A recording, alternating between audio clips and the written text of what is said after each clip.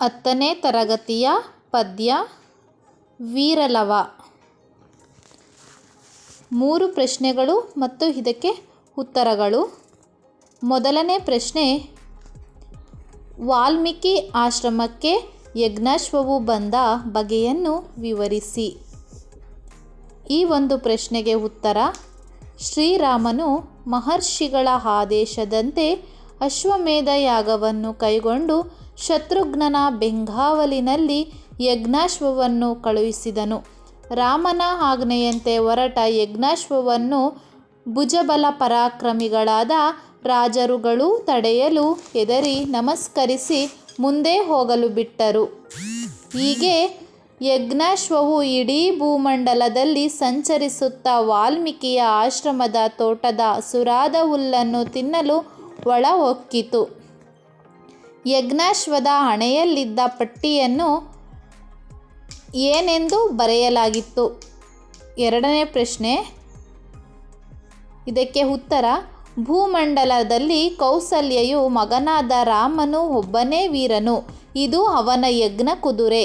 ಇದನ್ನು ತಡೆಯಲು ಸಾಮರ್ಥ್ಯವುಳ್ಳವರು ಯಾರೇ ಆದರೂ ತಡೆಯಲಿ ಎಂದು ಬರೆಯಲಾಗಿತ್ತು. ಮೂರನೇ ಪ್ರಶ್ನೆ, ಕುದುರೆಯನ್ನು ಕಟ್ಟುವ ವಿಚಾರದಲ್ಲಿ ಮುನಿಸುತರಿಗೂ ಲವನಿಗೂ ನಡೆದ ಸಂವಾದವನ್ನು ಬರೆಯಿರಿ. ಇದಕ್ಕೆ ಉತ್ತರ, ಲವನು ಆಶ್ರಮವನ್ನು ಹೊಕ್ಕ ಯಜ್ಞಾಶ್ವವನ್ನು ತನ್ನ ಉತ್ತರೀಯದಿಂದ ಬಾಳೆಯ ಗಿಡಕ್ಕೆ ಕಟ್ಟಿ ಹಾಕಿದ್ದನ್ನು ಕಂಡು ಹೆದರಿದ ಮುನಿಸುತರು, ಬೇಡ ಬೇಡ, ಅರಸುಗಳ ಕುದುರೆಯನ್ನು ಬಿಡು, ನಮ್ಮನ್ನು ಹೊಡೆಯುವವರು ಎಂದು ಹೇಳಿದರು. ಆಗ ಲವನು ನಗುತ್ತಾ, ಬ್ರಾಹ್ಮಣರ ಮಕ್ಕಳು ಹೆದರಿದರೆ ಜಾನಕಿಯ ಮಗನು ಇದಕ್ಕೆ ಹೆದರುವವನೇ?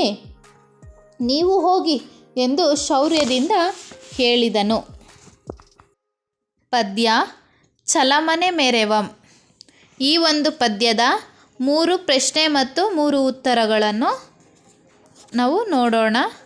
1ನೇ ಪ್ರಶ್ನೆ, ತಾನು ಹೋರಾಡುತ್ತಿರುವುದು ನೆಲಕ್ಕಲ್ಲ ಛಲಕ್ಕೆ ಎಂಬುದನ್ನು ದುರ್ಯೋಧನ ಹೇಗೆ ವಿವರಿಸುತ್ತಾನೆ? ಇದಕ್ಕೆ ಉತ್ತರ, ದುರ್ಯೋಧನನು ಭೀಷ್ಮಾಚಾರ್ಯರಿಗೆ, ನಾನು ಭೂಮಿಗಾಗಿ ಹೋರಾಡುತ್ತಿಲ್ಲ, ಆದರೆ ನನ್ನ ಛಲಕ್ಕಾಗಿ ಪಾಂಡವರೊಡನೆ ಹೋರಾಡುವೆನು. ಈ ಭೂಮಿ ನನಗೆ ಪಾಳು ಭೂಮಿಗೆ ಸಮ. ನನ್ನ ಒಡ ಹುಟ್ಟಿದ 100 ಮಂದಿ ಸಹೋದರರು ಯುದ್ಧದಲ್ಲಿ ಹೋರಾಡಿ ಸತ್ತರು. ಸತ್ತವರೇನು ಮತ್ತೆ ಹುಟ್ಟುವುದಿಲ್ಲವೇ? ಆದ್ದರಿಂದ ಪಾಂಡವರೊಡನೆ ಹೋರಾಡಿ ನನ್ನ ಛಲವನ್ನೇ ಮೆರೆಯುತ್ತೇನೆ ಎಂದು ಹೇಳುತ್ತಾನೆ. 2ನೇ ಪ್ರಶ್ನೆ, ಈ ನೆಲದೊಡನೆ ತಾನು ಸಹಬಾಳ್ವೆ ಮಾಡುವುದಿಲ್ಲವೆಂದು ದುರ್ಯೋಧನ ಹೇಳುವುದೇಕೆ?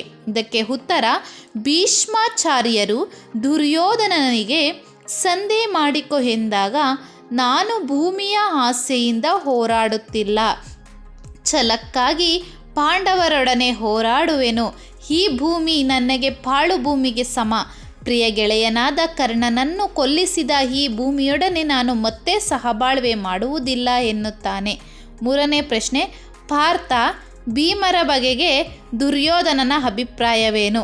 ಇದಕ್ಕೆ ಉತ್ತರ, ನನ್ನ ಪ್ರಿಯ ಗೆಳೆಯ ಕರ್ಣನನ್ನು ಪ್ರೀತಿಯ ತಮ್ಮ ದುಶ್ಯಾಸನನ್ನು ಕೊಂದ ಭೀಮ ಮತ್ತು ಅರ್ಜುನನು ಬದುಕಿರುವವರೆಗೆ, ನನ್ನ ಪ್ರಾಣ ಇರುವವರೆಗೆ ನಾನು ಸಂಧಿಯನ್ನು ಮಾಡಿಕೊಳ್ಳುವುದಿಲ್ಲ.